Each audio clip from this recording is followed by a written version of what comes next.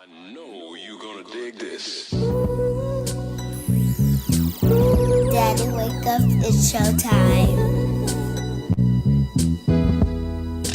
Where did the game go?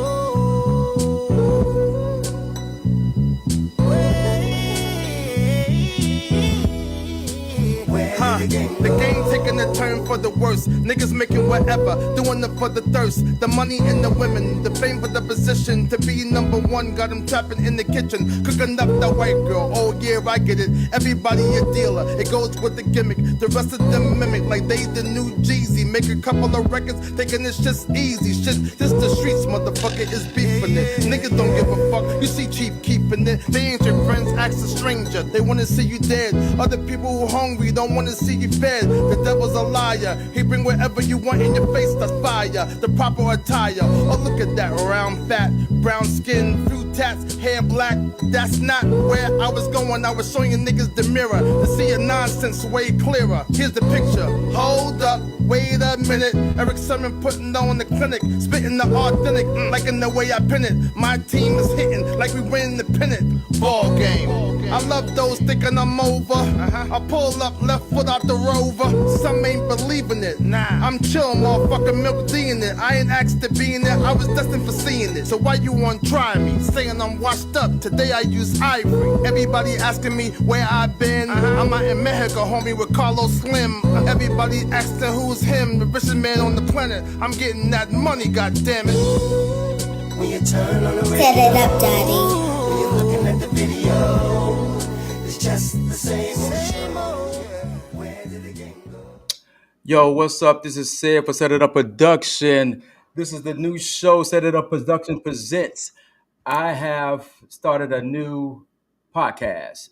It's not that me and my guy Al we not doing this particular one. We still got the G's and Hustlas that's going on. So I just wanted to do something a little bit different and advertise people that I know that got businesses and raps, books, and things like that. But my first guest I got is Marie L. Carr that got a book out that's called Facing Life Challenges. So I'm about to bring on right now. Hey, how's it going, Marie? Hey, Sid, how you doing? I'm good. I'm good.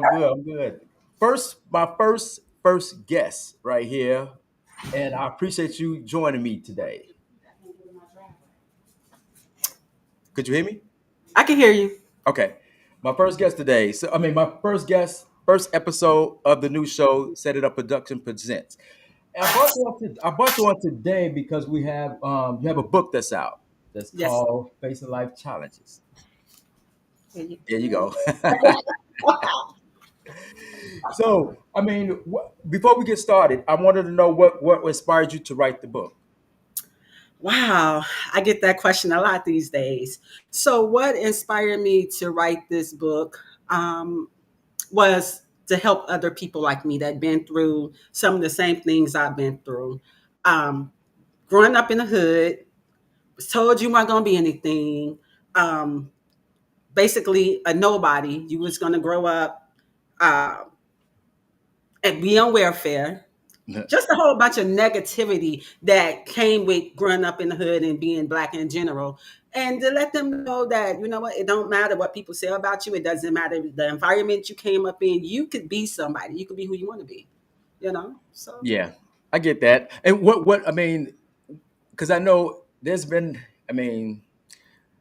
when did you decide to do it? Because the thing is, what point when you figured it was time to do it? whew.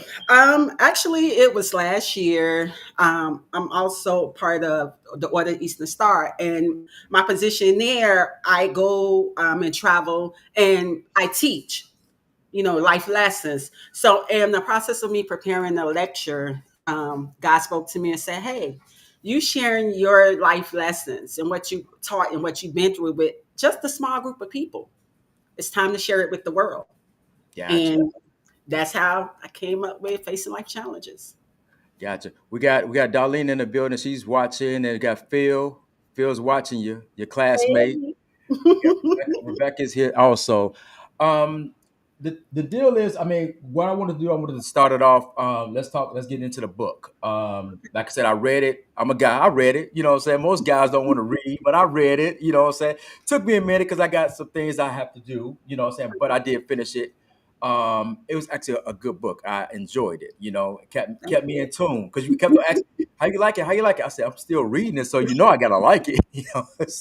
Absolutely, absolutely. So let's kick it off. Let's start off. Okay, the book started off. You're not originally from Argyle Gardens, Not so at all. let's start from there. Let's start where you're originally from. Originally, I am from over east, the east side of Chicago, the community known as South Chicago, streets Buffalo, Burley. That's where my family originally is from. I moved to the Gardens when I think I was in the first or second grade, Block 6. Okay, So, before you, because I know in the book you mentioned your mom's a lot in the book. mhm, What I mean, because like I said, what we're gonna do is with this particular podcast, with this particular show, we're gonna talk about some things in the book, but we're not gonna get deep into the book because we want people to get the book. So, absolutely. so what I mean, we're gonna capture some things in the book. Why did your mom move to the gardens? I mean, what made her move to the gardens? My mom moved to the Gardens. It was a way out. You know, a lot of times we hear, especially when it comes to Black families, things happen within the immediate family that would make the other, pretty much the mother say it's time to go. It was a lot of fights. Being around a lot of negativity. My Mhm. mom was more like an outcast of her family. So it Okay. was actually another new beginning for her as well. Yeah, and in the book, it was kind of the way she left. The way Yeah. she left was like like the normal how people leave. Yeah, yeah. They gotta read it though to know what that is. But Yeah, yeah, it's typically the norm that happening a lot that we see coming up in Black families. That the reason why the split actually happens. yeah, but I mean, let's get into it a little, just a tad bit, because you mentioned it. Okay, when she left, your dad didn't know she was leaving. Oh no, oh no. So when See, I read my the book. okay, without trying to say so much, they had an argument. And of course I was the girl that was being noticed, know everything. They had an argument. And in the middle of the night, my mom woke me up, told me, hey, Marie, get your sisters, get them dressed. I was confused, like, what? What? Get them dressed. We finna go. I was like, where we going? Where daddy? Yeah, Um, don't worry about your dad. Do what I said, girl. You know. So here I go, the oldest. I got my sisters up, got them dressed. We get in the car. We come to this unfamiliar place, the gardens. And when we got there, we had nothing. We came with garbage bags with our clothes. All of our belongings was in garbage bags. We mhm. had nothing. Um, the gardens, I mean, the floors was like concrete. We Concrete. saw Yeah, the pipes going across the walls, and I'm just gonna be real. Let's just be real. I ain't never seen a cockroach until I got into the gardens. Okay, or they call them water bug, cockroach. I yeah, never seen one of them until we moved to the gardens. I never like experienced like the hood, cockroaches, mice, yeah. pipes against the wall, like none of that. The floors, and we had when I said we had nothing but the clothes that was in the garbage bags, Mhm. we had nothing. My mom had to start all over again. Yeah. Because reading the book, I mean, I, I heard a few people that been through that. They came like dad come home and everything is completely gone. You know Mhm. what I'm saying? Yeah, Completely gone. So that's something that he had to figure out like what happened. You know what I'm saying? yeah. So, and I know y'all had those conversations. Your dad had those conversations like what happened and things like that. Yeah. Having those conversations with him about that particular incident, what Mhm. was he thinking at the time? Like when he knew and found out that your mom's was gone with the kids.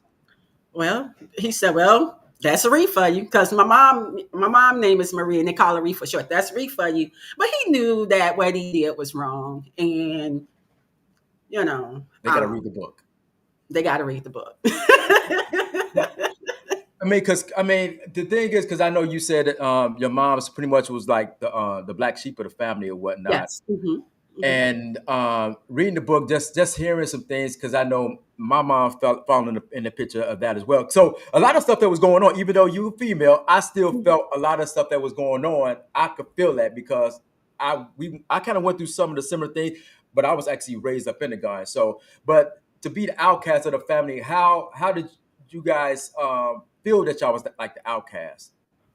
We felt it, we saw it, and it was not a good experience because it was more so every time we came around Reed's kids, because that's what we would call Reed's kids, it was always a problem. We got blamed for everything, even though we had nothing to do with it. We probably wasn't even there when it happened. Reed's kids did it. And it was hurtful because we were always the bad ones. Like nobody understood us. It's like we didn't get the love that the other kids in our family got, the attention. Hmm. Um, and every time something happened, we got blamed. And it was like my mom, she did a lot to protect us from that. When Okay. they start acting crazy, she'd be like, okay, come on, y'all. Marie is always Marie. Get the kids, let's go. Because I Yeah. was the oldest. Let's go. And Mhm. we tend to adapt to the gardens more so than over east, where pretty much our family was. Our family was not really in the gardens, so we was outcasts, even in the Okay. garden. Oh, you said, oh, yeah, right. You said over east. So I mean, because y'all stayed in a house, correct? Hmm. Okay. Yeah, over So, east, right off of, I guess the streets. If you're familiar with those streets, that's over east, Burley, Buffalo. We ain't stay on Mackinac, but those streets are over there, commercial. yeah. Okay. Over that way. Gotcha. Over Gotcha. that way, far east. Because the guards is like a community. You know what I'm saying? Like a real close community. So because Dylan going from a house to the project, that's a big change. What was the It's biggest change other than the cockroaches or whatever? What was the biggest change that you endured, like far as like uh making new friends? Because that's also in the book. ooh. So new friends, we the new kids on the block. Nobody know us. We had to be challenged, I guess, to see if we was tough enough for this, not to be mean anything. The garden kids, Yeah. we did come from a community where we have to fight our way because everybody knew us in our community because our family was big over east. So everybody already knew us. When we came to the gardens, it was like they had to get to know who we were to Right. see where we stand. We had to prove our point. We had to make our stands. It was fights. Mhm. It was arguments. It was times where it's to like when I first went to school. Look. It was gonna be a fight. I was gonna get beat up by the class bully and her homegirl. I didn't do anything. I just wanted to be their friend. But they did, that Oh after yeah. school. They did that to me. Look, let me tell you. Mm. When we got out of school, I didn't give them a chance. I took off. I ran home. Okay. The win, I left the win. Okay. The win was Right. behind me. No, we weren't gonna fight today. We weren't gonna Right. fight today. So it was more like standing our ground, trying to prove who we were. We weren't cowards. We weren't pushovers.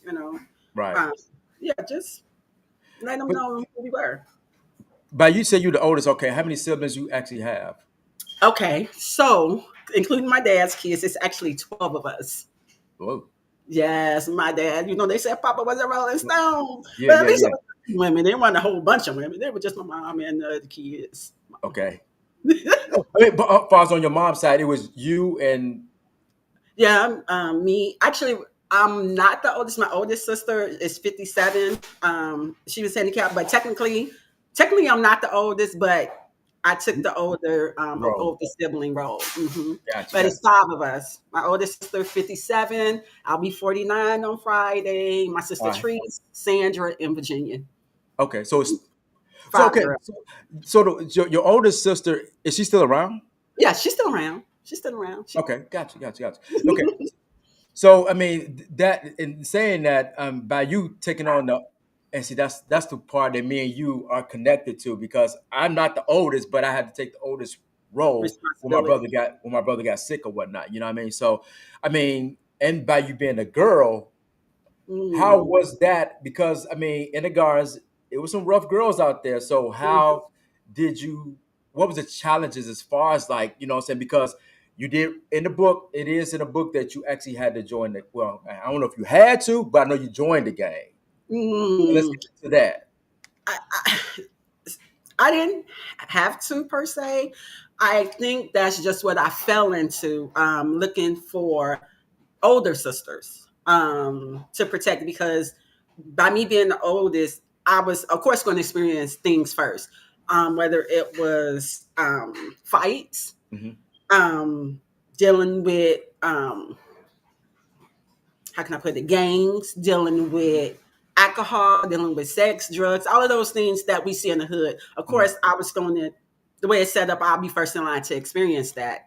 Um, I didn't have to join the gang. It just that that's where I felt at that time with that particular group, felt protected. I felt like they understood me, what I was going through, that they were older. So I felt, well, maybe they could give me some guidance. Maybe, it was a whole bunch of maybes. And then once I got involved, that wasn't the case at all. Seems like it was more trouble, more fights than I wanted to have, more incidents that I Hmm. got into than what I would like to, and even to the point where it's to my life in general was could have been taken away from me at a young age. So it wasn't the best decision, but at the time, living in in the Hmm. gardens, That's what you it felt. seemed like the best decision. Yeah. Yeah.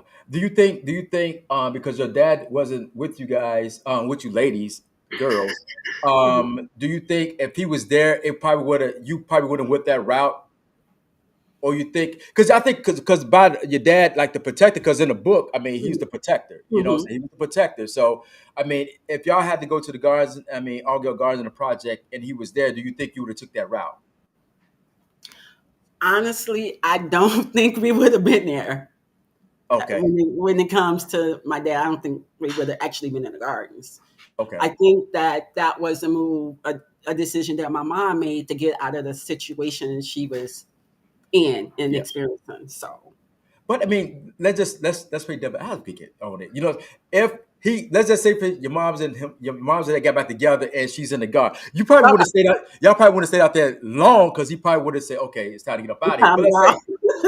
let's say that the time span that you stayed in the gardens, Mhm. and he was there. Do you think that you would have went that route? No, absolutely not. Oh Got no, mm-mm, no. got. I mean, because you like say you had like siblings under you. So Mhm. how was their interact with the bullies or the girls in All Gardens? Okay, Because that's in the book actually, as well. yeah. So actually, my sister, who's 9 months younger than me, Treese, uh, she was more of the fighter than me when it came to the gardens. Okay. Um, she did a lot of the fighting. I didn't really get into the fighting until later. But when we first moved out there, yeah, she was the fighter. Um, but at the same time, I realized that I'm the older sister. Mhm. My job is to protect them, not Right. them protect me. So I had to get it together. I had to set the example. I had to lead by example. And I'm like, you know what? I'm not going to sit here and continue to let somebody bully me, because they looking at me, how I'm going to protect them if I'm allowing these other people to bully me. I can't protect them. So they wouldn't come to me. They would go just like I did to another source. And I Gotcha. didn't want that for them. Gotcha. Because I was kind of curious. I mean, because it wasn't stated in a book. Did they ever join the gang like you did? You know, They tried it, but you didn't want them to do. it wasn't a long lived thing for them. Gotcha. I mean, it's something. It's. I mean, because it's probably because if you look at it, you probably like, okay, I don't want you to do that. Was it you the one that said, "No, this not for you"? They saw it for themselves. Gotcha. So, I mean, and in the book, 'cause like I said, we got to stay on the topic with the book, facing life challenges. There was an incident in the gardens that you Hmm. actually had encountered, a serious because Oh yeah, the fight that you had, you actually got stabbed. yes. Could you break that down without telling the whole story? Let's let them know about what happened. Okay, well, actually, it wasn't my fight. You know how they say you're in the wrong place at the wrong time. It was sort of kind of like that. It was somebody else's fight, and I just so happens to be there. The guy's sister was Hmm. getting beat up, so of course he's gonna protect his sister. He just came in the crowd with an ice pick. I Mm. didn't even know I was stabbed. And it was in the wintertime, back in the day when you have those what they used to call her, those sporter jackets, them thick ones with all Yeah, the cotton and stuff in it. yeah, The, with the the starter feathers. jacket. That's Yeah. what they was. Hmm. I had on one of them, and I just thought somebody just like maybe I just got hit in the chest Hmm. accidentally. I didn't even know I was stabbed. It's some girl, random girl, was like, "Oh my gosh, she's stabbed." I'm like, "Cool," and she was like looking at me, and I looked down because I felt something wet, and I looked down, and just blood was just gushing out, Wow. just running. And I'm like, oh my God, you know, the shock of it all. And then when I pulled the shirt, the jacket all out, you just saw the blood just running out, just it gushing Wow. out real Mm. fast. And when I got to my mom showed up. I don't even know how my mom. A lot of times when I had a fight, my mom just showed up out of nowhere. Don't ask me how she got there. She just was there every time. Yep. When she got there, she was a little nervous too from what she saw because it was a lot of blood. Okay, but when we got to the hospital, the doctor said I was lucky because it was maybe a couple of inches away from a main artery. If it would have hit the artery, I would have been dead. Wow. Yeah, Wow. Wow. I How still old got. was you at the time? Ooh, how old was I? Ooh, what's Did- I? Well, you went Young, to the grade. young. What you know? What grade you was in? I don't even think I was in high school. I probably was a freshman in high school, if that. Okay. Yeah, maybe Wow. a freshman in high school. I was I, Okay. I was young. I mean, Living in guards. I mean, we went by blocks. Let's go. Let's go. What block you actually you from? Block 6, Playgirls. Hey. You know what? We talked about this a little bit because I'm from block 6. You must was on the other half of 6. I stayed like 2 doors down from Miss Jackie. Gotcha. Okay, because I was on the other side of the other side, right in front of almost in front of Carbon Middle, like on the back of Carbon. I mean, in front of Carbon Middle, whatever. Okay. But I actually left and we moved out in 90, Oh. 1990, 91, 91 or whatever. We moved out from there. So I mean, doing that, going through that experience, that tragedy. I mean, what did you think? Like, because was it involving gang activity that this happened, or this a random fight? Well, depends on what you call gang activity. Because this fight was when back then they had all the different clubs or Yeah. so I was part of phase 1. This was a phase 1 fight. Okay. Gotcha. So Gotcha. it wasn't a gang. Well, if that's what you want to call it, it was a group fight. Gotcha. So I mean, and because in the book, it was actually it wasn't a girl that stabbed you. No, it was her brother. It was a guy. That's the part. That's the part. You have to read the book. It was kind of messed up the way it happened. You know what I'm saying? What guy's doing that? You know what I'm saying? But it happens. You know what I'm saying? Yeah. It happens. It Mhm. happens. Yep. So from that experience, um, as you started to go to high school, how was high school for you? I mean, how was high school?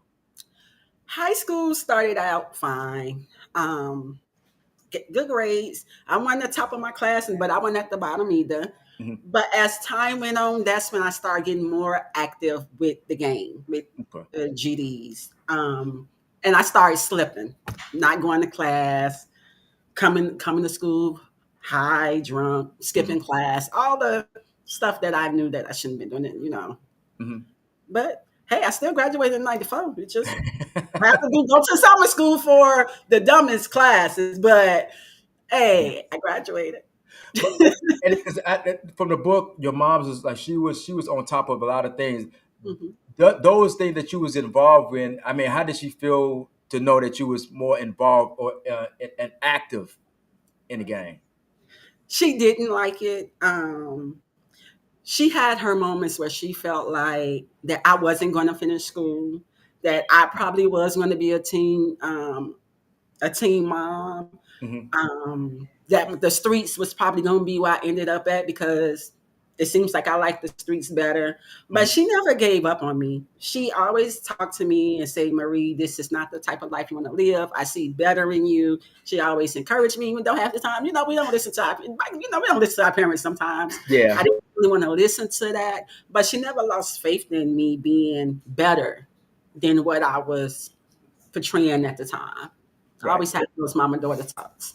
Gotcha. I mean, because even after you got stabbed or whatever, you still was active. I mean, and did that make you? I mean, because you survived it, Mm-hmm. but Yeah.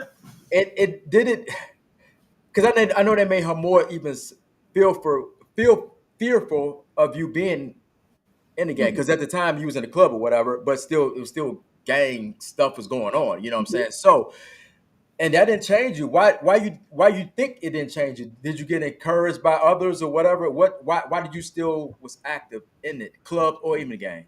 That sense of belonging to something, Okay. and that's a lot of times that's where we go wrong because we feel like we're alone. We feel like we need somebody company to Hmm. make us feel better about ourselves, to feel protected, to feel not to feel useful. And I think for me, that's why I still being part of it because it made me feel important. Even being in the gang, I had what they call a certain position Okay. that made me, That hey, one. that one. Yeah. So of course, everybody wouldn't feel that way, and I think that's why I stayed with it. And at the time, because they were older, they Hmm. were helping me to push myself along in a certain way as well. They also Okay. kept me encouraged to stay in school. So it wasn't all bad, but it Yeah. wasn't all good either. Right. I mean, after this stuff happens, because your dad, like I said, he was the dad, So when he heard these things are going on, what conversation you guys had? Dad was dad. Okay. Hmm. Pretty much question, what are you doing? This is not how I raised you. This is not what I had planned for you in your life. You're so much better than that. Those type of lectures. Well, do you want to come stay with me? And that was a no. I wanted to do what I wanted to do. And I Right. know going to stay with dad, that wasn't gonna happen because he had my grandmama would have been a mama. And oh no, that's Yeah. okay. No, thank you. No, thank you. It's already used to already be when when the street lights come on and your parents call your name, you need to be where you need to be. Right. They were kind of different. They were kind of different. So I was okay where I was at. That's why I wanted to Okay. be grown. So then now we're in high school and you did graduate in 94. Mhm. Um, After graduation, what is your thought process? Because now Marie's getting grown. Mhm. You know what I'm saying? So and Marie still don't have any kids. So And- you beat those odds. You beat those odds. So Mhm. now comes the adult. You're about to become an adult. You're still a teenager, but you're graduating. Mhm. So from the book, you started working the odd jobs and whatnot. You know what I mean? So what was you thinking at the time? Because I mean, now life is life and now. Mhm. Mhm. So what is your thought process after you graduate? Well, life is like you just said. Life is life, and minimum wage wasn't giving me exactly what I wanted. I was still in that mindset of gang banging. Things were still happening around me. People getting killed, uh, teen pregnancy. The world is still going, Hmm. and I just knew that God done showed me signs. Marie, this is not the life I want for you. This is not where you're supposed to be. Hmm. You got to do something. I've been in a relationship where it's to 10 years where it's to you know it was rough. Yeah. He getting beat up. That's what I'm gonna say. Not something that I'm proud of, but too young to be letting the guy put their hands on you. Okay. um just being lost in sex, thinking that that is the way to feel love, to feel Healing. important. Yeah. Thinking that a guy who's a thug, not saying it like that, but Yeah. just saying that the guy who's a thug, who lives the street life, is a better choice for you when it probably wasn't. So, my thinking was that I need to get out of the hood. I need to do something different. This is not the life I want to live. I don't want to be on welfare. I don't want to be living in the hood forever. I want better for myself. And in Right. order for me to have better for myself, I have to change. I have to do something because ain't nobody gonna give it to me. Ain't nobody gonna do it for me. And I And didn't want to minimum wage. but before we get into the job aspect, and then you joining the service because actually it's in the book. But let's go back because I mean we kind of skipped over. We went from you've been stabbed to high school or whatever. But let's get into the males in your life Oh at the Lord. time. You know what I'm saying? So Okay. your first encounter, I mean, your boyfriend's in the guards, your boyfriend in the guards or whatever. How did that? Was it hard to form a relationship because of the lifestyle that you was living or whatever, or was it? How was it to hold a relationship in the guards, knowing the activity that you was in? Well, I would say it's what to be expected. I mean, with holding a relationship with a person from the guys, not saying a bad thing, but it's a small community. Hmm. Everybody know everybody, and Everybody in knowing that everybody. in that aspect, and how can I put it? It was never a time where I felt safe. That's Okay. what I'm gonna say. Whereas I know that this person was all for me Hmm. because it's been times where people get caught up. Yeah. Yeah. And I just knew, like, and the person that I was with, they wasn't trying to better themselves. That's what they wanted. They wanted to be who they were at that time. Hmm. And unfortunately, even to this day, not talking bad about them, but they still there. They have not even involved. So it wouldn't have. It was a temporary thing for me. Right. It taught me lessons. That's what I would say. Yeah, because I know. Let's talk a little bit about the mental and the physical stuff that you had to endure. You know what I'm saying? I mean, what made you stay? What made you say, okay, that's enough. Enough is enough. This is where you take the stage right here. Okay. So what made me stay was fear. Okay. Not thinking that I was good enough, pretty enough, Hmm. smart enough, not thinking I was enough. And that I had no other choice but to stay here in this situation Hmm. because they make me feel good. Not probably not all the time, but some of the time. Hmm. And the fear of the unknown. You don't know what's next. You don't know, trying to start over. You don't know if you're going to succeed. You don't know if you're going to fail. But at least being right here where you are, you already know the outcome. You already know what the situation is. It's like you already know the answer. So a lot of times we get comfortable in our mess. Yeah. We don't want to get out of our mess. Be so comfortable that we just comfortable. Yeah. Um, I mean, the fact of starting over is a big deal, especially if you've been in like a even though because I was in a long term relationship as well growing up. And the fact of, I mean, a lot of times I feel the relationship, I fell in love with the history more than the relationship. You know what I mean? mm, If you understand that, I mean, the yeah. history that we've been through, I took a lot and she took a lot of whatever. So the history is there. But Mhm. a lot of stuff that we've been through should have ended early, much earlier. Mhm. You know what I'm saying? But the history, you try to keep it going. You try to keep it Mhm. going or whatever. So did you fall in love with the history or you said it was more like you just felt It, content?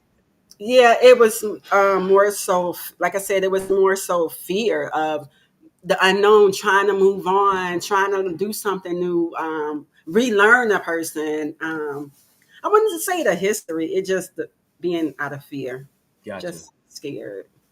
So the minimum wage wasn't working. Oh, definitely not working. So the book we goes into going you joining the armed forces. Hmm. And that's something that you wanted to do, but it didn't start off as you expected. Mm-mm. And you got recruited. I got recruited. Got Yes, I recruited. got recruited. You got recruited. And, Yes, and like I said, we're breaking it down so much, but we're not gonna break it down a lot because we want people to enjoy to the read book. it. Hmm. So, but you went to this a mall, a store, whatever, and you saw them out there. Hmm. Let's take a walk. What was Okay. you thinking? What was you thinking when you saw the recruits? What was you thinking? That they were crazy. First of all, I thought they were crazy because joining the military, because that, like I said, that was the furthest thing from my mind. When I was first introduced to it from a friend who was in summer school with me, I was like, "Oh, you crazy? I ain't joining no Uncle Sam," because we hear negative stuff back in the Yeah. day. But when I seen them, I Evergreen Mall, and I seen them talking to pretty much the people that was going in, telling them about the Navy. Hmm. It was at the time in my life I knew I needed to do something. Hmm. Um, the military was far from my mind, but at the same time, because it kept coming up, popping up, whether it was a TV commercial, whether it Hmm. was like an ad, it was like it just kept coming up. Like this is, I took it as this is what God was showing me that I need to do next with my life. And it just so happened Tony was in the mall, and I stopped and listened to what he was saying about the Navy, the benefits, the travel, the pay, and things of all the stuff that I'm like, yeah, that sounds interesting. That sounds like something I want to do. Yeah. And then we had eye contact. He was like, "So you?" I was like, mm. But just in case, he gave me his card, and I Hmm. was like, "Okay, I ain't think nothing of it." But that night when I went home again, Hmm. it came to me, "You need to join the military." Okay. And yeah, I prayed about it, and I ended up Taking the test. taking the test. I didn't think I was going to pass that test, because I went. I said, "Okay, I'm gonna go," because I did end up going to the office. I took a pre-test that they give Hmm. you the pre-test at the office. He was like, "Well, you did okay. You ain't do well, but I think you'll do well enough once you take the test because I think you just went through this." I was Hmm. like, "Okay." So we went on to what was that, Gurney? We went Hmm. on down there, and I was like, "Okay, I'm gonna fail this test." I went in Right. Right. thinking Right. that Yeah. I was gonna fail. But to my surprise, I passed the test. And they had like separate lines. This line, you pass the test, you're gonna push on. This line, you're gonna go home. I Okay. thought I was in the line that I was gonna go home. Right. Wrong. I Yeah. passed the test. And I was shocked because I really didn't put my best foot forward. But that was also a sign for me to know that this was not my doing. This was Hmm. God's doing. Right. And this is what the direction that I needed to go in because I couldn't believe it. Like Yeah. literally, I couldn't believe it. But so I was like, this must be the path that God wants me to take. So I ended up joining. But we go. I mean, from right there. Okay, right there. Now, it was an incident. The incident that you had that what really made you from the book that when I read it. It was a nurse though that kind of inspired you To be a to nurse. right. Be a nurse. I had to go back a little bit because now we get into the service and what made you join the army too because you want there's something that you wanted to do because she actually helped you. Yeah. Let's go Okay. back there. So you're talking about when I was younger Yeah. and the nurse. I had what they call the asset on my tonsils, and I thought I was going to die, and it Hmm. was going to cut my throat. All types of things. You're young. You don't know. You just know you're going to have surgery, so you don't know the actual details of surgery. Hmm. And she did. She was really nice. She helped calm my nerves, and I Hmm. asked her a million and one questions. So, are they going to cut my throat? And where my parents? So I'm gonna see my parents again. I had like some, kids questioning. Right. She was there from the beginning, Hmm. and I'm gonna say to the end, holding my hand, comforting me, telling me I'm gonna be all right. My parents gonna be there when I wake up. And I Hmm. asked her, "You're gonna be in surgery with me?" She said she was gonna be there, but now that I'm older, I know she wasn't in the surgery Right. room. She Right. just Right. was there, but she was there when I woke up and gave me a whole bunch of ice cream. And Got you. so I said, "You know what? When I grow up, I'm gonna be just like you. I'm gonna be a nurse." She was like, "But you know what? You're gonna be the best nurse ever." And that's let her know that she inspired me. And let's just say I tried it. Okay. Yeah. They're gonna have to read the book. Um, I still do. Well, at the time, I still did patient care, but now I'm more on the back end of things. The administrator, I make sure that they get taken care of. The patients get Right. taken care of. So yeah, it's always, even to this day. I mean, I'm not saying that I won't do nursing, but right now, you got to read the book. Yeah. Right Yeah. now, I'm in school. I attended RI. I'm working on I'll be done with my associate's degree after the summer term for healthcare administration, healthcare sciences, and then I go right into my bachelor's program with healthcare administration, healthcare management. Long term, I'm going to open my own healthcare agency. That's That's what's all in the up. book. But and I had to go back, like I said, because I knew we was getting into the Army part, and I knew that the nurse was a part of the That was book. first choice. Right.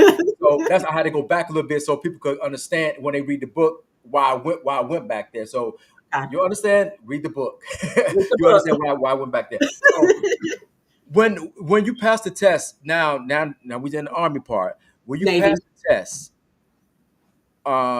you had to go home and tell people that, Yeah, my how mom. was that? Okay, so the first person I had to tell was the guy that I was with. Yeah, Okay, I remember that. he didn't believe. First of all, he didn't believe me, and then he got frustrated with me. And then he had the nerve to try to join the Navy. Yeah, It yeah, didn't work. You got to read the book to really get in tune with it. But just know he tried to follow me, yeah. and that didn't work. I went home and told my mom.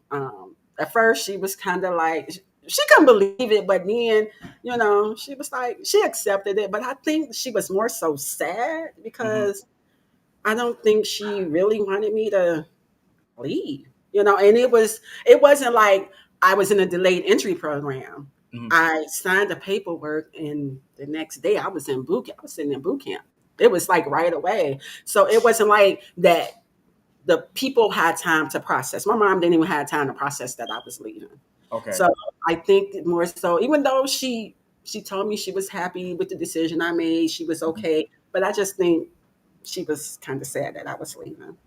Well, I think because what I'm thinking, because you said, because you did, like I said, you wasn't a teen mom. So what was the pressure? I mean, what was the pressure? What made you do that? Because in reality, the pressure for young teens is when they have a kid. You know what I'm saying? Mhm. So you went to the military like a little bit after you graduated. I mean, Oh you were right yes, into it. yes. A couple of So months what after was the pressure? What was the pressure? it was her. Even back then, a lot of people, especially our people, weren't really for military. Hmm. They always say, "Oh, you joining Uncle Sam's Army." That's the Yeah. way I got to hear. They really went for the military. And then when you think of the military, first thing you think of is you going to war. Right. So nobody wants their kid in a war Yeah. because it's a possible chance you may not come back home, and they got to deal with that. Yeah. So I think if for her, it was more of, for me, it was more of my mom thinking that I wasn't going to come back home, which I sort of, it took me a minute, but Mhm. just knowing that I'm leaving and I'm not going to be here. I'm not going to be here for my younger sisters. I'm not going to be that because I was always, just by me being having the role of the oldest, Hmm. I was always the one that was getting the calls when Right. things didn't go right. And Hmm. so by me not being ready, accessible, that was like one of the reasons why I was like, I don't know if I'm telling my mom if she'll even believe me. Yeah. And that was another thing, if she'll even believe me, because I'll just tell you, she would say stuff like, Marie, you a Gemini. You always lying. You two-faced it. Yeah. You don't know if you coming or going. Yeah. So, just getting that. Okay. But yeah. But I mean, so now we're going to well, now we're in boot camp now. So now, I mean, the day they came to pick you up, what was you Yes. thinking? The drive to where you had to be stationed at. What was going through your mind? What was going through your mind? Because evidently you didn't watch. What's that movie? What was that movie? Because once I saw that, I definitely didn't want to go to join the army. I forgot the name of that movie. It'll come to me in a minute. But when I saw the movie, I was like, because that sergeant was all in that guy's face, and he ended up Thanks. shooting himself. I forgot the name of that movie. I can't remember it. I got But some stories for you for that one. but taking that drive, what was you thinking because now it's no turning back now. There's no turning back. Absolutely. What was you thinking on your way to the site? On my way to the site, I wasn't ready for what was happening. I was a girl from the hood, right? I'm ex gangbanger or Mhm. whatever. I'm tough. Can't Yeah, nothing shake me. I can handle it. Like, it yeah, was somebody yelling in my face, whatever. I yeah, had a whole bunch of people yelling in my face. right. So it wasn't until I got to boot camp Yeah, and I've seen it firsthand, yeah. up close and personal. You have people coming from California and they come into Chicago, and we in the end of October, early November. So you know how the weather is like, and they come in shorts and flip flops. And one of we call them company commanders got in the girl face, just Yeah, too close for comfort. Where yeah. do you think you going? You. This Chicago. I mean, like they're cursing, spitting in her face. And I looked. I said, "Oh no, I don't know what I got myself into, but this ain't for me. I'm about Right, to go home right. because remember, I'm gangster. Don't Yeah, nobody talk to me like that. My mom right. don't talk to me like that. So that's the kind of attitude I had at first, but then I realized like I can't go home. I Yeah. already signed on the dotted line. I gotta put myself in a place mentally where I can make it through boot camp. Hmm. And then the fact that in boot camp at that time, I don't know if they still do it, but I had a female that was in my company, who she said she had a choice to make. The Hmm. judge told her she's criminal. If she had a choice either to do time in jail or go to the military, Hmm. right? And I'm like, what's going Yeah, on? yeah, I had to go through a whole bunch of stuff to come to the military. Here it is, like you yeah. have an option whether to do time or come to the military. And then what really freaked us out was when she said, of course she liked women at the time. We like what? And the where we stayed at, Hmm. it's open bay. Like everything is open. You have no Privacy. privacy Mhm. whatsoever. So you person sleeping right next to you, taking, guys probably like it, but take off their clothes, open Yeah, bay yeah. showers, and and then to know that you just me, I'm not homophobic or nothing like that. But at the time, like, look, Yeah. I'm gonna have to make sure when you get in, I'm gonna jump out because Right, right, right, right. you hear the stories, you drop the soap, it's Yeah, over. yeah, yeah, yeah, yeah, yeah. So yeah, I just yeah, it was a lot of things, and mentally you had to go through. They yell at you if you're Mm, not in shape. mm, You're gonna have a hard time because you're running all the time. You're marching. Everything is time. You have a certain time for everything. You eat, you sleep. Um, the way you dress, the training is hardcore training. Whereas you're gonna fall asleep because you're so tired from all mhm. the other stuff that you do during the day. And you're gonna fall asleep. And so they catch you, they in your face yelling at you, stand up, recruit, Yeah, yeah, yeah, yeah. What? Gas chamber, worst ever. Oh, Worst. I thought I was gonna die. yeah. Because soon you get in there, they give you maybe a minute where you have on the mask, and they'll tell you to take it off. And Mm, instantly, your skin burn, your nose run, your eyes water. It's an instant reaction. And they make you stay in there maybe wow, about a minute or two, and then they let you out. wow. They let you Mm. out. Swimming. Yeah, that was the next. That was the next thing. Okay, let's just say, yes, I joined the Navy. I did 16 years in the Navy. I am not an excellent swimmer. I could tread water to save my life, to keep my head on top of the water. Yeah, yeah, I did that. yeah. I'm a firm believer that even in a life jacket, Mm, you could drown. Okay, mm, you could drown even in a life jacket. I don't care what nobody say. You're not calm enough in that ocean. You're gonna go under. yeah, that's another world. That's That's a another world. whole other world. Yeah, the movie what I was talking about was Full Metal Jacket. That's what I was thinking about. Full Okay. Metal Jacket. So, but no, I mean, because the Navy, because I always hear people Army, Army, Army, and you decided the Navy. Hmm. Why was it? Why was the Navy? Why not the? I heard either Air Force.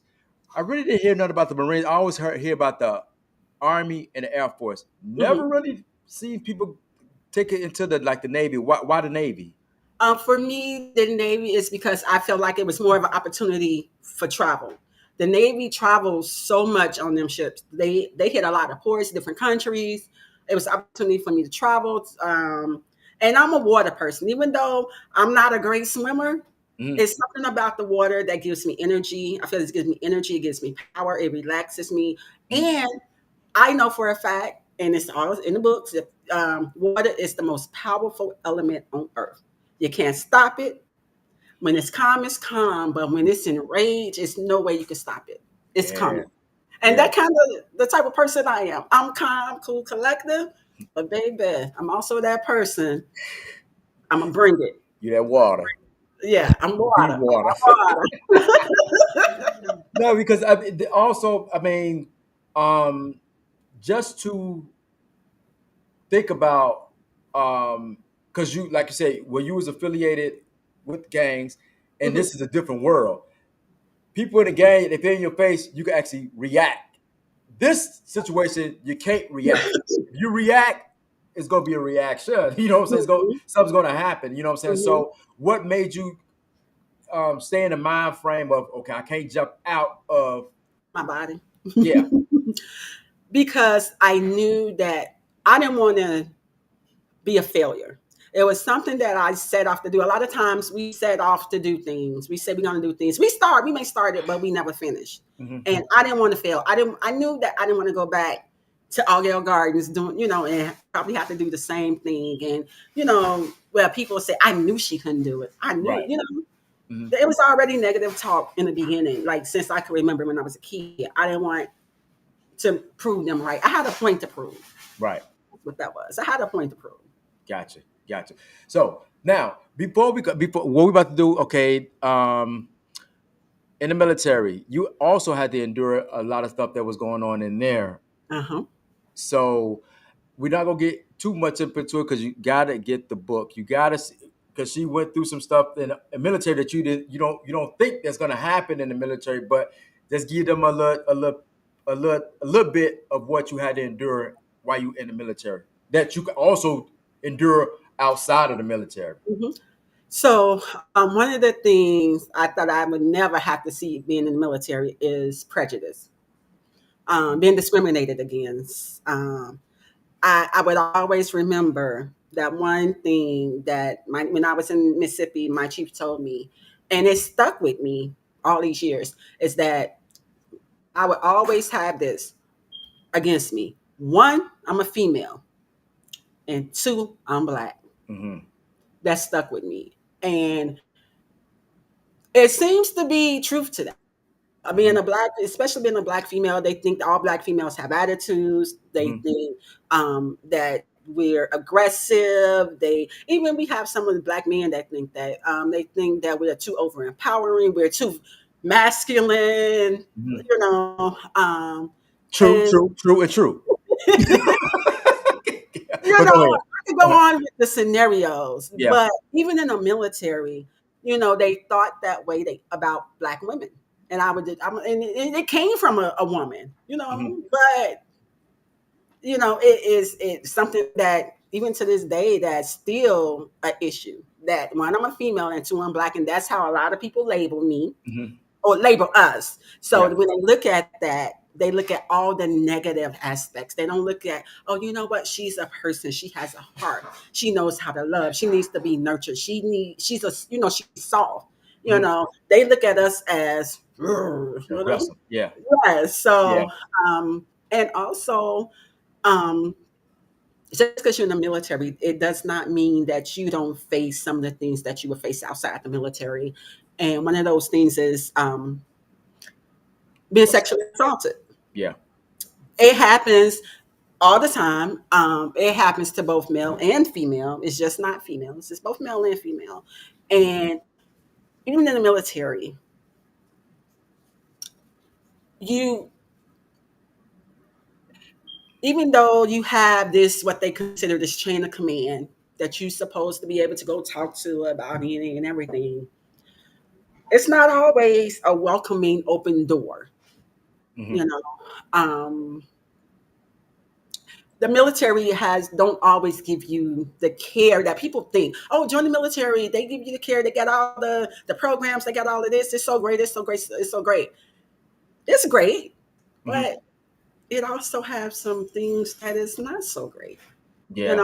Also have mentally, like, why do you think a lot of military people come out when they come out the military? I would say every person that's served in the military, no matter if it's 2, 3, 4 years or whatever, when they come back, they go in considered 100% normal, 100% Hmm. healthy. When they come out, they're not 100% normal. They're not 100% healthy. The stuff Take, that they see. I mean, you think you? I mean, I never been to the military, but I kind of figure the thing that you see in the military, because these are things that you're not thinking that you're gonna see, because you mm-hmm. saw everything in the hood. You know what I'm saying? So Yep. when you see it in the military, you're like, oh, this is like blowing. Because my cousin, he went to the military and he was not the same. Actually, you know what I'm saying? He's good, but he's still not the same person when he went in. Yep. I agree. And it's the same. I don't mind saying that. I'm not the same because it is things that we see. I'll share. Um, I was on the flight deck one night, and I knew that, of course, we do burial at sea, right? Mhm. But on the flight deck is where the morgue is. And one night I was on the flight deck.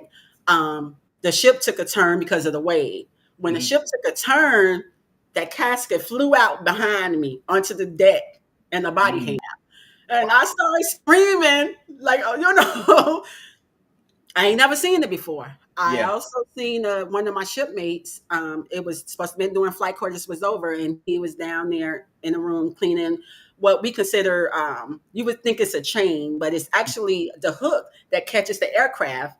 You know, Okay. when they land. So people Yeah. think that the aircraft just land on the flight. That is not the case, people. Right. It's they pull up a hook that yanks the aircraft and stops the aircraft. Stops it. Okay, Okay. it stops it in its tracks. So the jet just don't land on the flight deck. So I just want to get that straight. So Okay. flight quarters was over, and we was just down there talking, just talking. And next thing you know, we hear flight quarters, and we both like, what? Before you knew it, he was oiling the chain or the hook. Hmm. His arm Wow. sliced right off, like within seconds, right in front of me, and I saw the blood and the arm dangling on the floor, or we call it the deck. Right. I'm trained in CPR. I know what to do, but it's like my body froze. My brain Hmm. is going and telling me what Right. I need to do, but my body froze because nobody expects that to happen. And Hmm. then another one, I was at the squad. I was in the squadron. I just talked to one of the pilots. 5 minutes later, plane collided, gone. Mm. See, So yeah. Wow. yeah, things happen at the blink of an eye in the And military. these the things that don't get reported that we don't see. You guys see it. You know what I'm saying? So it's Absolutely. not something that we. If you look at it, you're like, okay, I ain't know nothing about that. No, because you're not there. You know what I'm saying? These are things that Exactly. these are stories, that untold stories. You know what I'm Mhm. saying? And So they do prostitute rings. We had on my ship, they had a prostitute ring on the ship. So yeah, it's like because I was on the aircraft carrier or aircraft carrier subtender and what they call the amphib, and those are like bigger ships, male and female, and mhm. you'll be surprised, uh, just What's like going on? what's going on Yeah, right up under your nose. but like I said, I mean, people have to get the book. Once again, this is the book that's out that she has out right now. Let's let them know where they could get the book. But we're not done. We about to narrow it down, but we're not done. Tell them where they could get the book. You can, if you're local, even if you're not local, I have copies of the book, which are probably be cheaper for $20. You could get the book on any platform: Apple, Barnes and Noble, Smashwords, Amazon. I don't suggest Amazon, but you can get it on Amazon. It Mhm. just all depends on if you want a digital or a copy. If you get it from me, I will personally sign your book. If you're local, I'll bring it to you. $20. If you're out in another state, you could just inbox me and send me your address. For $25, I mail it to you, a signed copy. But it's on every platform. So any platform you prefer, it's out. It's even internet. Oh, did I tell you? I even got some international sales too. So Oh yeah, yeah, oh that's what's yeah. up. That's what's up. It's a good book. Like I said, I really enjoyed it. I mean, it. Like I said, I read books, especially it's coming from somebody that I know, and then when I start connecting the dots. You know what I'm saying? I'm like, okay, I know what that said. I know that. I know the guys. I know that. So it makes me more into it. So I mean, the book was real good. It kept me entertained, and like I said, it took me a while to read it because I have podcasts and I have other things, but I couldn't do the podcast with you without reading the book. I didn't want to come in like I know what the book's about, and I don't know nothing. You know what I'm saying? But the book was actually good. So now let's get into okay in the military. Now that you found love, Oh wow. so you found love. Like I said, we're not gonna get too much into it, but like I said, we want people to get the book. But let's brief of what happened with your love life. Wow. Oh boy. Love life in the military. I don't recommend it. No, but it works for some people. It just didn't work for me. My daughter's father, I met him in the military. Let's just say that he had other kids while we was together. So that's all I'm going to say about that one. To Yeah. sum it up, I did thought that I found someone who I named Phoenix in a book, who Mhm. I was just head over heels in love with. I thought he was perfect for me, and he was a woman's man. I mean, That he guy. was good looking. He was that guy, okay. Mhm. But but I can say that he never really disrespected me in front of me. But what happened with him was my friend at the time decided she was took an interest in him, and I used to tell her everything. And Oh, that was the big D. yeah, Read the book. Got to get the book. yeah. I wonder why she called him BD Phoenix, right? And it never dawned on me, BD. Why you call him that? And Right. then I asked her, she kind of got quiet. Yeah. Now I know. Get Read the the book. book. Get Book. the book. Get the book. So you had your daughter while in the military, and how I mean going through that because you can't have your child with you Mm. in the military. How was that lifestyle? Because you had a daughter Okay. now. So with that, it just with the military, it all depends. You do have to sign a parent. You got a form with as far as parent where if you get deployed, it's pretty much saying that you got somebody to watch your child because at any Okay. given moment, You could you be could be off. deployed, especially Yeah. in the Navy.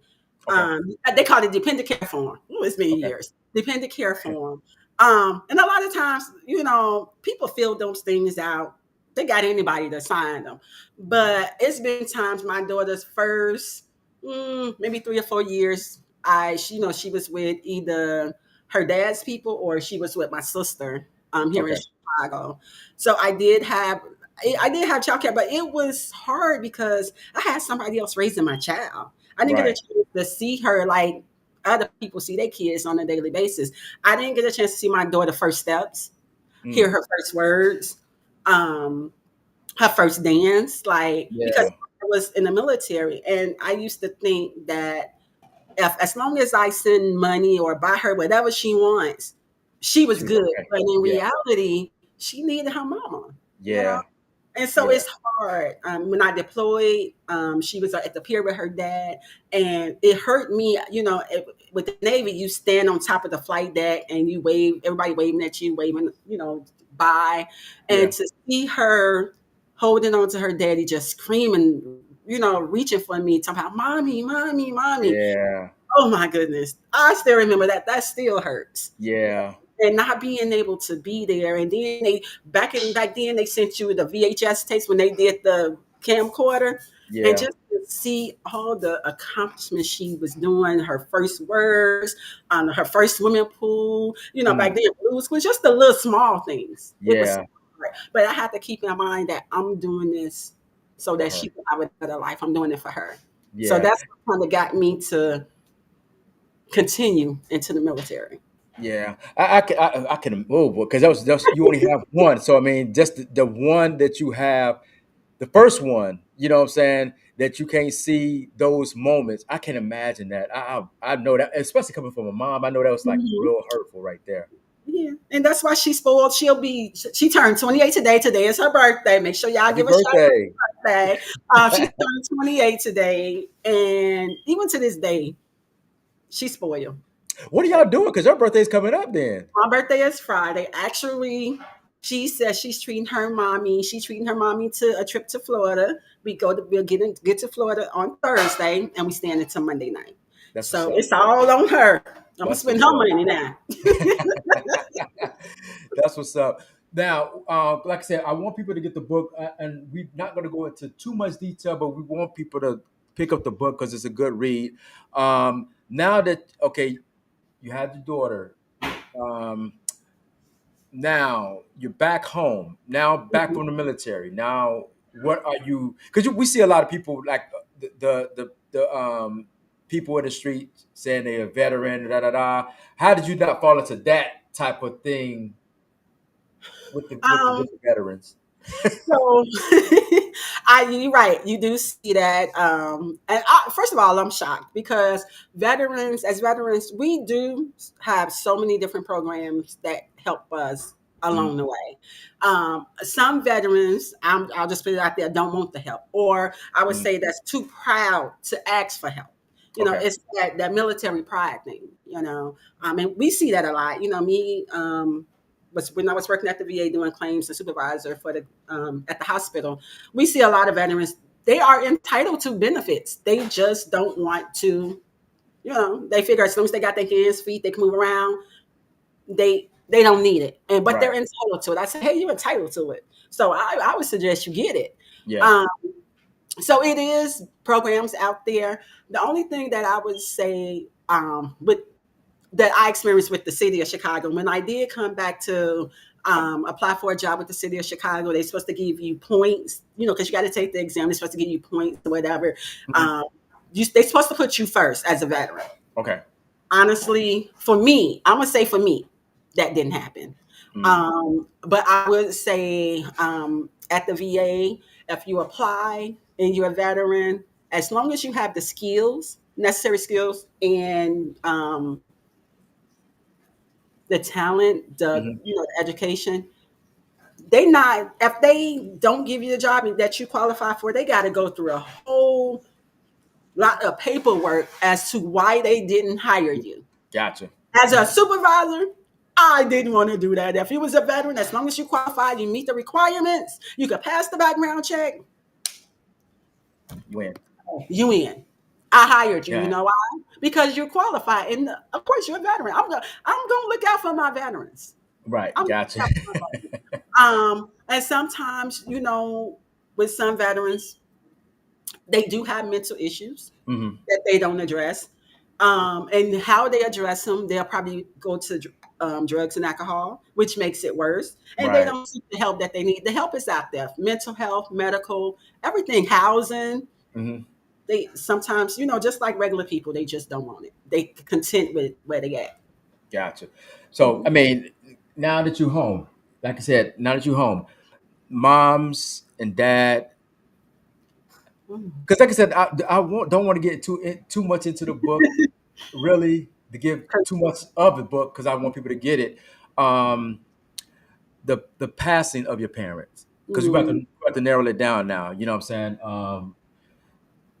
That I kind of felt that. You know what I'm saying? My parents are still here, but when it happened, what's going on in the mind? Because I mean, like you said, you're like the oldest, but not the oldest. You know what I'm saying? Now you got to play the role. Now you really got to play the role Mhm. for your sisters and things like that. Um, Take us to a walk of how things happen losing your parent.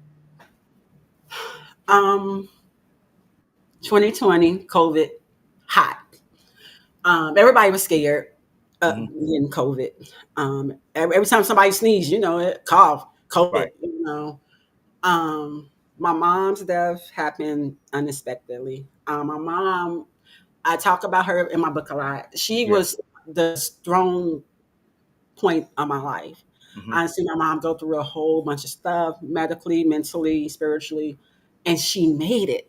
Hmm. Like I would think that the other things would have took her out Hmm. long before, and it didn't. Um, I wasn't ready Hmm. because it was that experience of I just talked to her 15 minutes ago. How is this even possible?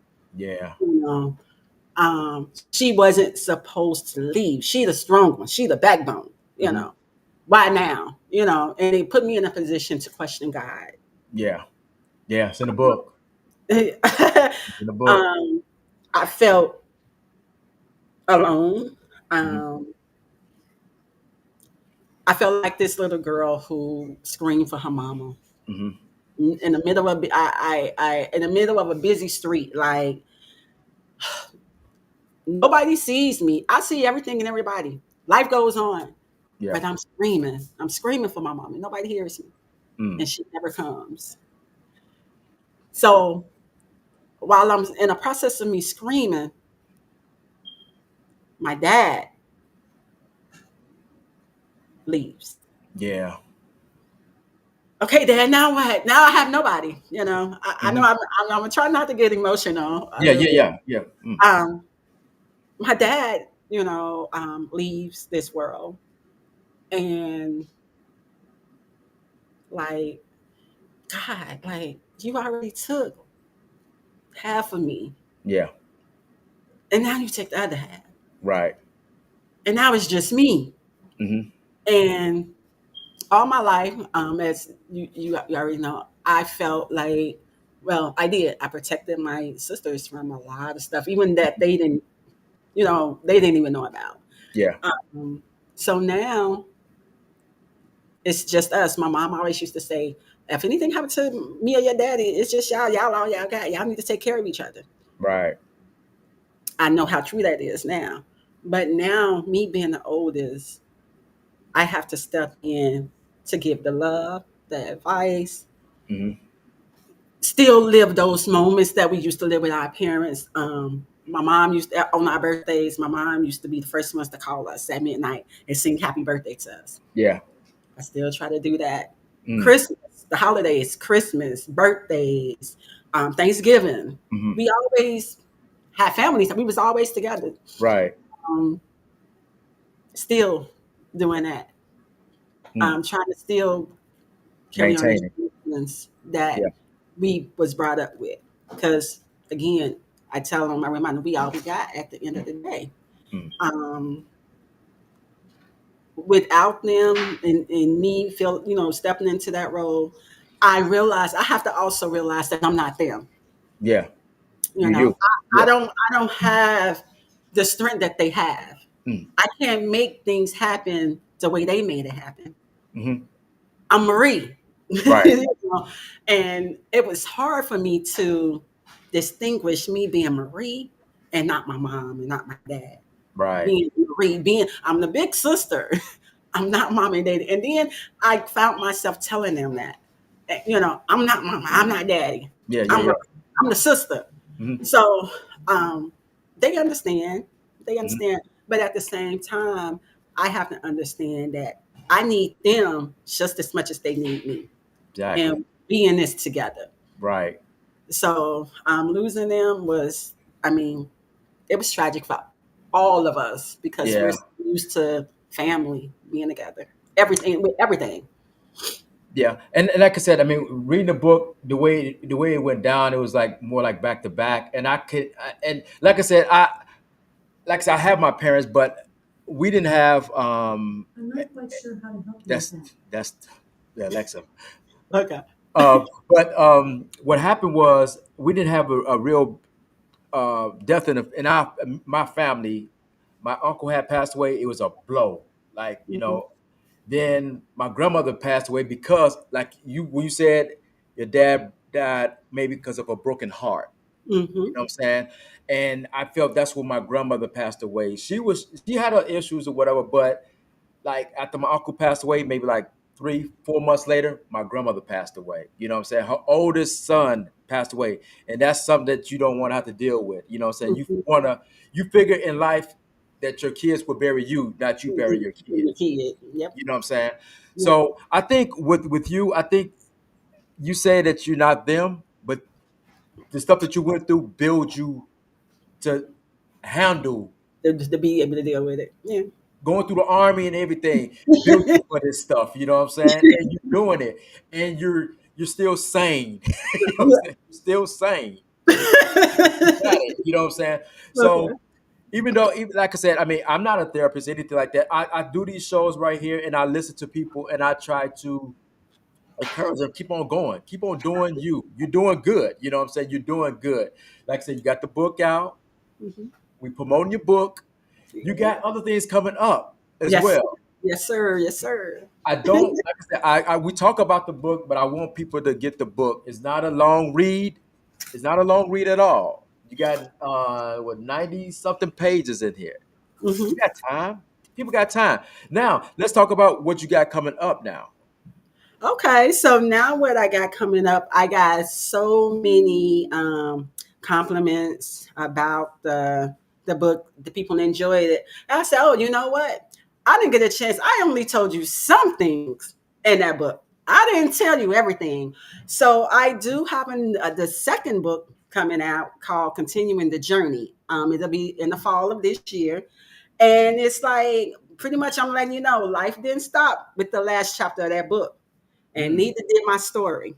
So I got more to tell, you more got a story to stories of tell. how I overcame, and not to sound like I'm a preacher or anything like that, because I'm far from it. Okay, Mhm, but I'm sharing how God helped me overcome, how He helped me to see who I really was, to fulfill my destiny. I wasn't who I thought I was, mhm. if that Yeah, makes sense. yeah. I'm not what I've been through. I'm a whole lot more, Wow. and He got more for me.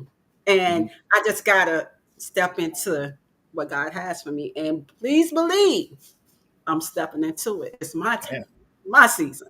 Okay. That's what's up. You know, like I said, the book. I mean, you gave me an outline of what the book, like the chapters and stuff like that. I'm looking forward to. I thought it said next year, but it's this year. Well, I have a date. The date that I set was March 21st of next year, the same day that this book came out. But hey, if everything get to rolling the way that it's rolling now, finishing my school, Okay. I'm because I am currently taking time out to actually write, continuing the journey. Okay. So and it's juicy too. Yeah, I It is. know. It gotta be. It gotta be. Like I said, if you read the book, I mean, read this book right here, facing life challenges. It's actually like I said. I'm gonna read. You know, I'm gonna read. I'm gonna keep it going. You know what I'm saying? I'm gonna bring it back on once I'm done. I have to Mhm. talk about it. I have to read it before I can talk about it. You know what I mean? So we're gonna go into getting this book first. You got to get this book first. Yes. It's like I don't know if people watch Seinfeld. You gotta watch. You gotta see the beginning. You can't just jump in the middle of it. You don't know what's going on. So you got Right. to get the first one to know what's going on with the second The one. Let me second get one. it up here. Let me get it up there. Get it up there. So anything you want to leave people with, you know what I'm saying? Because like I said, I really enjoyed this. I really enjoyed the book. I enjoyed you giving me the time for my first show. Set It Up Production presents, and this is your flow. Let me go. Okay. Leave them with something. Well, first of all, I'm going to give you all praise and everything, and I to thank you for having me on your show. It's heartfelt. I appreciate it, especially being somebody from the same hood, same school. Yes, Hey, sir. Yeah. supporting each other. I'm all about supporting each other. We all we got. Yep. We ain't blood family, but we family. We all we got. So No first of all, doubt. thank you for having Mhm. me on your show. And for the people out there that's going through, always remember you're not alone. God is always there with you. Always. He's People say a phone call, he's a prayer away. Just like prayer is, just like I'm talking to you, you Mhm. could talk to God. He understands when nobody understands. And no, please know that we all have a journey that we must take. Your journey and my journey is different, but know that We all got one. you got We all one. got one. We got one. You So got also before we leave, let them know where they can get the book one more time. Okay. So currently the book, Facing Life Challenges, is on all platforms. If you want a ebook, it's on all platforms. Apple, Barnes and Nobles, Amazon. I don't recommend Amazon. I'm just keeping it real because we're having issues with Amazon for whatever apparent reason. Mhm. But any platform, Lulu, um, Smashwords, any ebook platform. It's on all platforms. But if you prefer a paperback copy, what you could do, you could send me a message or get with Said know how to get in contact with me. Yep. Um, And she also signed the book. She signed and it. I also sign a book. If you get a book from me, it's $20. I will personally sign your book. If you're local, I will bring it to you. We can meet somewhere and you can get your book. If you're out of town, in a different state, the book is going to be $25 and I will mail it to you. I take Cash App, Zelle, Apple Pay. And if you're local, I'll take the cash. And I did buy the book. I did not say, give me the book for free. I purchased the book because I want to support as well. Absolutely. Absolutely. And I appreciate you, Sid. I Yeah. appreciate But like I said, we definitely gonna. I definitely want to have you back on. We're gonna bring you back on because I have another podcast called G's and Hustlers, and that's where we get into depth with you living in a project. So we definitely want to have you on that particular show. I've you. set that up. We'll set it up. We're gonna get going, and then, like I said, we'll put it out there. Once Okay. again, this is Set It Up Production, along with Marie Card, with a book out once again, facing life challenges. Challenges. Let me get the. I'm getting kind of get kind of tongue tied with it, but get the book. You know what I'm saying? It's a good book, and definitely want to have you back on the show. Once again, this is Set It Up Production, and we are out. Thank Peace. you.